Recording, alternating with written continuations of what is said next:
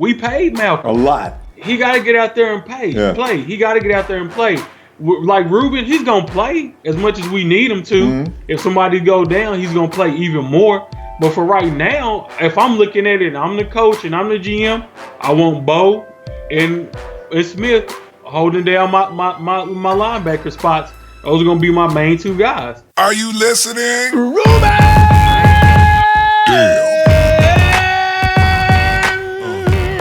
Foster! Yeah, I got Ruben Foster fever. You probably do by now yourself. Ronbo Sports here, representing the Niner Empire organization worldwide. And I recommend you do the same. Go to the NinerEmpire.com for further information and details on how you can do that. Ruben Foster. What is it like to be Ruben Foster right about now? I mean, you gotta love it. I bet you even Ruben loves it. Ruben's gotta get up, goes to the bathroom to clean his teeth. You know what I imagine? I imagine he breaks out into song. How would it go? Here comes another running back. I'm about to high speed knock him back. Ooh, it's so good to be me. Another day, another INT. I know. But you know what? Ruben Foster's got me pumped up because he's gonna have an incredible season. I mean, this dude, you know what I don't understand though? And this is just one thing that still dwells in my mind because we never got any more details about the situation with the combine before the season even started, right? Ruben Foster gets mad at the combine, the only guy in combine history, they get sent home. What in the world did they say to make Ruben Foster, the Ruben Foster we've known and grown to love? How could they make him mad? This is a guy that handles a press like a pro. Ruben comes in, he doesn't just do a press conference. Ruben's like entertaining the people at the press conference. Now, what kind of spirit is that? That's what I'm telling you, man. This is not. I want to know more about that, but we already got him on the team now. Let that die. It's over. Ruben Foster's on the team now and doing a good job. This week, what am I talking about? This week in practice, Ruben Foster, the man. All right, because here's the thing. I'm going to tell you this, and I'm going to tie this all together. Ruben Foster, the entire time he was at Bama, he never got an INT, not a one. That's right, I read it. You don't believe it? Go check it out yourself. He never forced a fumble. He gets to the pros in 5 days. They're going to go out and say, well, we don't do this done today. But 3 INTs already. Ruben Foster, maybe he needed to come pro. Maybe college ball was slowing him down. So here he is, and now he's doing a number. Delighted. I'm a little worried though about Buckner. I've been checking out to see if the MRI reveals any damage or danger that we need to be worried about, because we cannot lose Buck, okay? So I'm waiting for that to come back out. I'm trying to calm down. Buckner's got to be okay. Foster's okay. Buckner's okay. Oh, wait a minute. Talk about okay. Oh, no, you got to get this. I've been running the campaign for the last few days. People gave me a hard time about Arik Armstead. I'm arguing on behalf of Arik Armstead all the time. I'm telling you, last year he was in pain. His shoulder was hurt. And what did you say to me? Oh, excuses. His shoulder's hurt. He's a bust, okay? See, I wanted to say this about that. Isn't it amazing how less pain can improve your game? I've been waiting. Give me my props. In fact, down in the comments, if you was all over me about Arik, I ain't gonna mention no names, but I know who you are. Get in the comments and tell me, Ronbo, man, you ain't gotta go on and on, man. Okay, Arik looks good. Let me tell you, they're applying terms like unblockable. Arik's been knocking people on the butt days. Unblockable. Hey, I know, and I already know what you're gonna say. You're gonna say, oh man, the way our offensive line is playing right now, everybody on the defense can wear the term unblockable. See, you know what I'd rather do? I would rather apply this logic to that. You see, our defensive line, the beast. Oh, man, this defensive line is going to be rugged this year. I'm thinking our offensive line can handle it, okay? They can handle most teams. Yeah, I said it. I meant every word of it. Wait till our offensive line, first game against the Panthers. Watch them handle the Panthers. Watch the Panthers try to handle our defensive line. You will see the contrast that I explained to you right now. They'll be ready by the time the game starts in September anyway. I would bet my hat on it. In fact, let's go talk to you about the things that are going on in camp this week. Excitement after excitement, and it's getting better. They're just getting warmed up. Wait till next week when they really know what they're doing. Each and every day that goes by, the 49ers will look better and better and better. What will that be like? What will Reuben Foster be like? What will my man Arik Armstead look like? Buckner will be back. Jimmy will be back. Reed will be back. Reed's already back. Let's go, 49ers.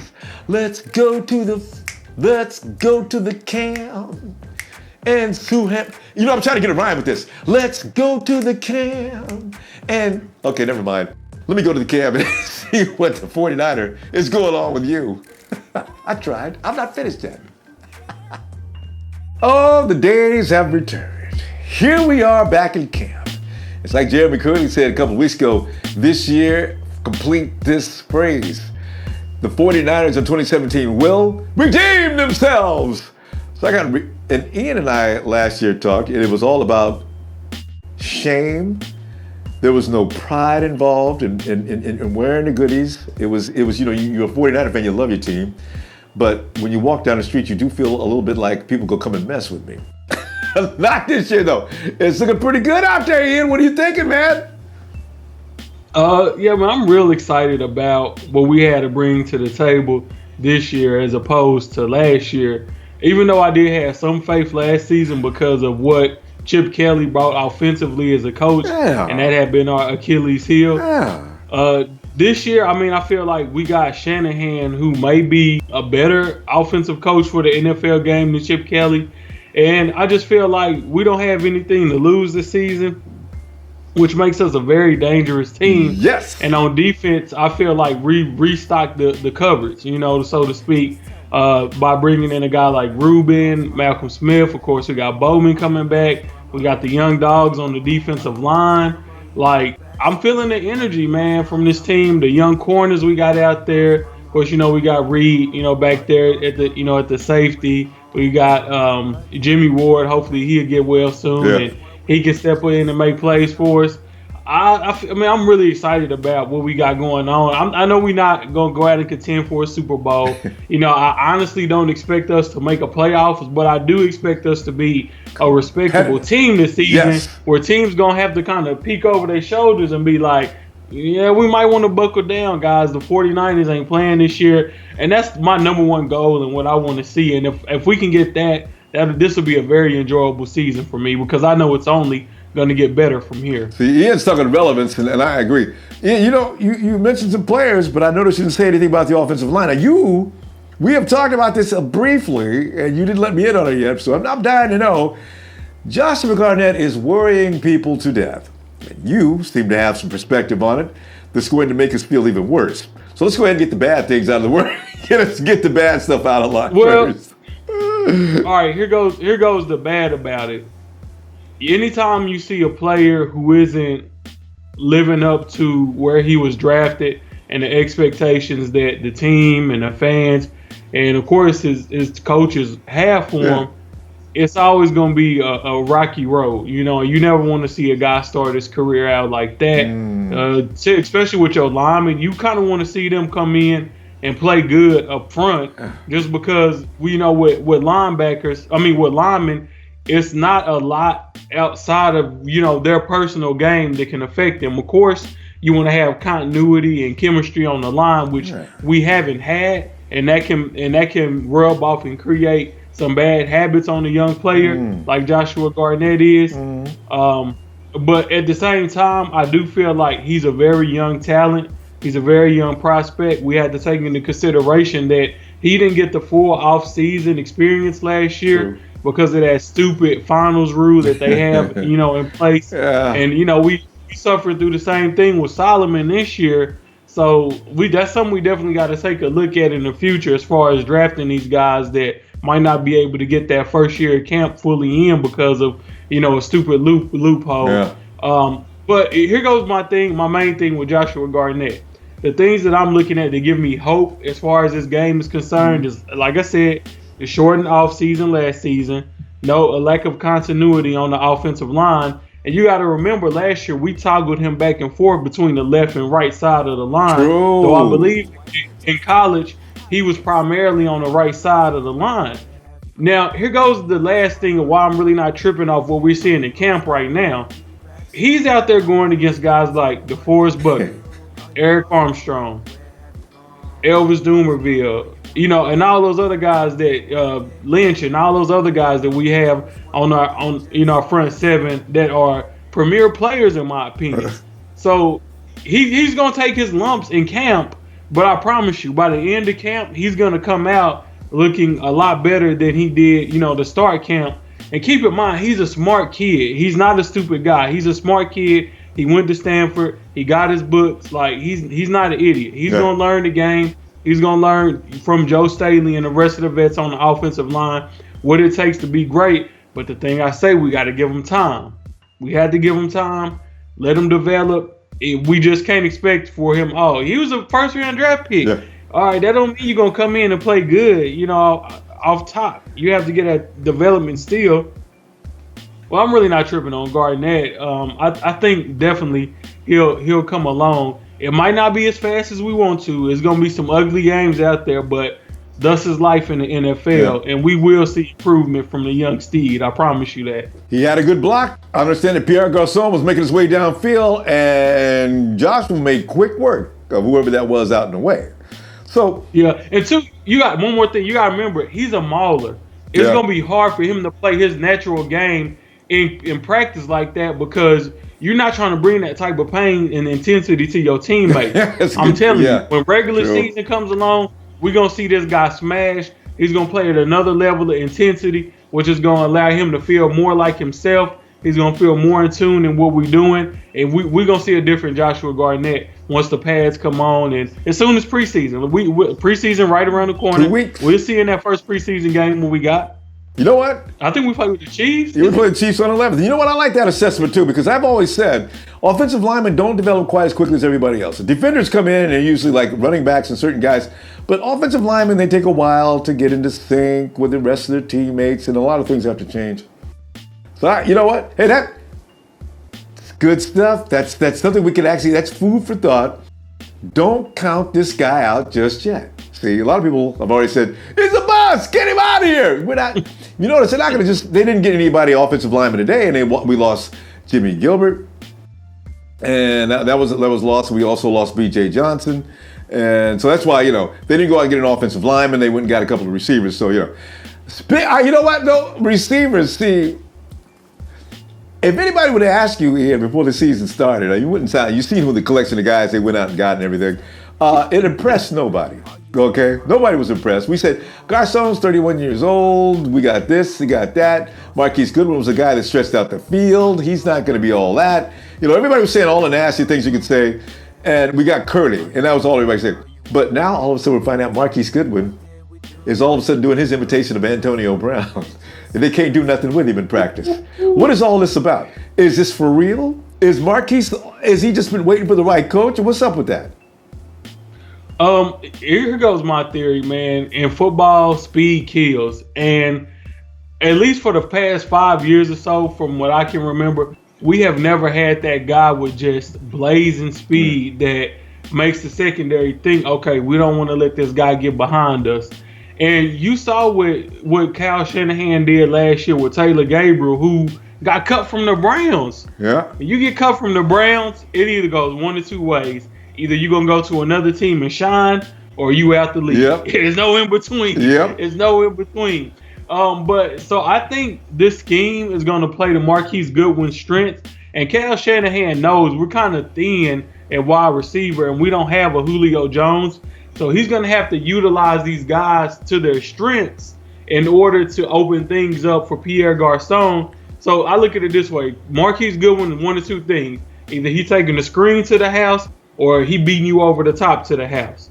So if we can get him to be effective in those two areas, that's going to leave the middle of the field open up for Pierre Garcon. That's going to leave the slot open up for Jeremy Curley. And then, you know, our tight ends are probably going to kill him. Based on me watching Atlanta last season, we're going to see tight ends in the flats. Basically, pretty much everywhere the receivers aren't going to be on that play. The tight end is just going to run a route, you know, to that area, hoping he can get a smaller defender in space and, you know, beat him on the jump ball or truck him and just take it to the house.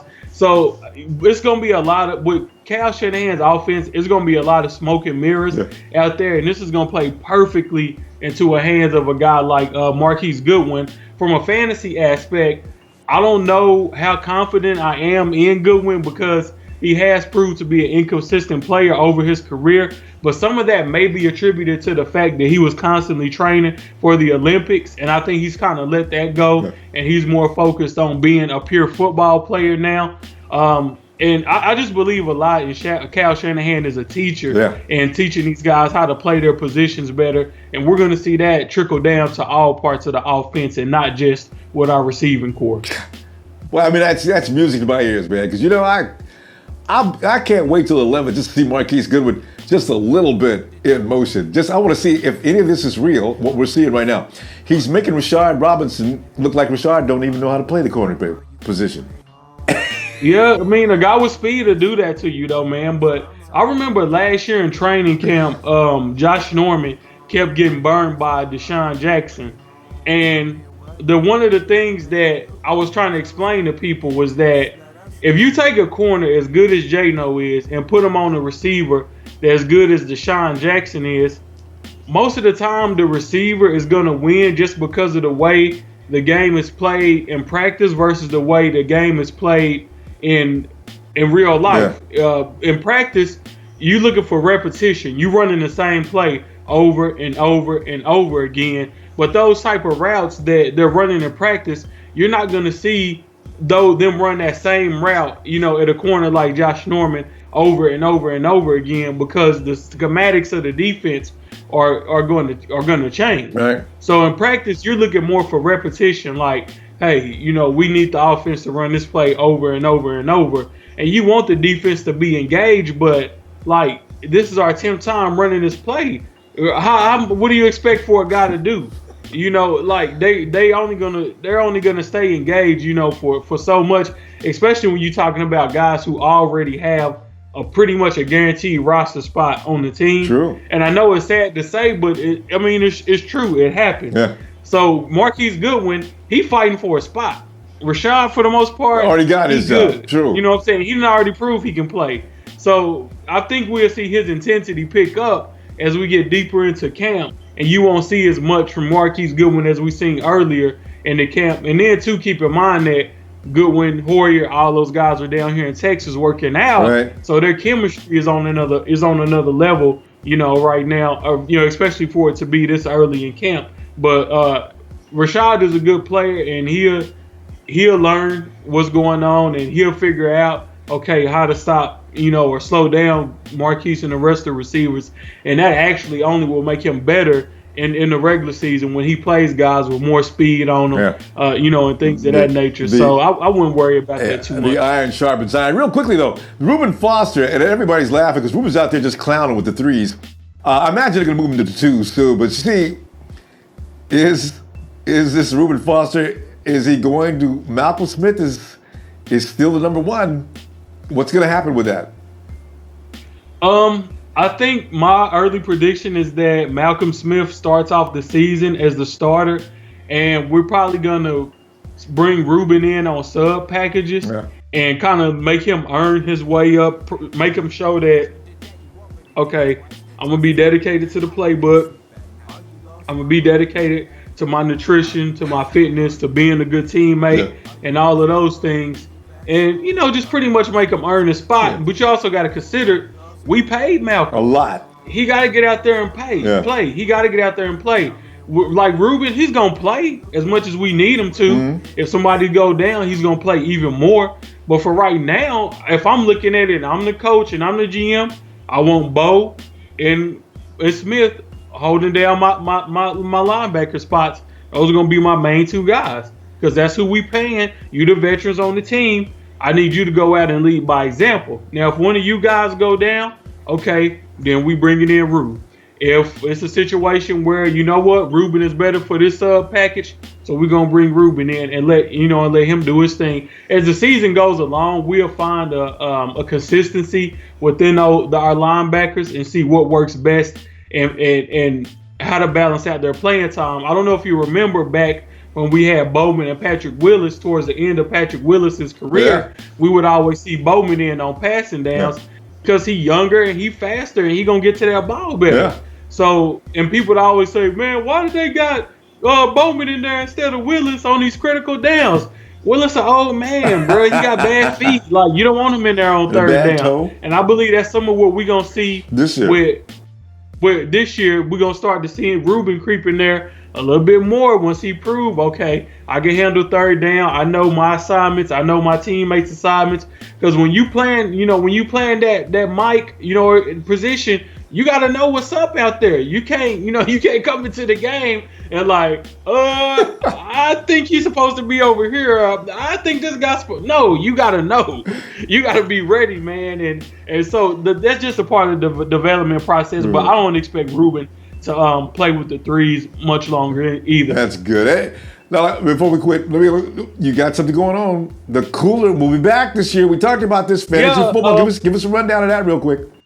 Yeah, we're coming back, man. The Cooler, we gave it a test run last year to kind of fill out what the public wanted and what we wanted ourselves, me and my partner, Jay Starks, to kind of figure out what we wanted to do as a channel. So definitely we're bringing the fantasy football back. DraftKings, FanDuel players, we'll be coming at y'all every week with my own my top quarterback, my top running back, my top receiver, my top tight end every week. My partner Starks will be doing the same. And then we got a new thing coming this year. It's going to be more of a hot topic show that we do once a week. And we'll be talking about everything from real life politics to sports to just something funny that we saw in the news. So we're going to kind of mix it up a little bit and bring out something fresh this year. And once we drop this year, we are not leaving. It'll be no hiatuses or anything of that nature. We're going to be this for good. I'm just the type of person, when I do something, I want the quality to be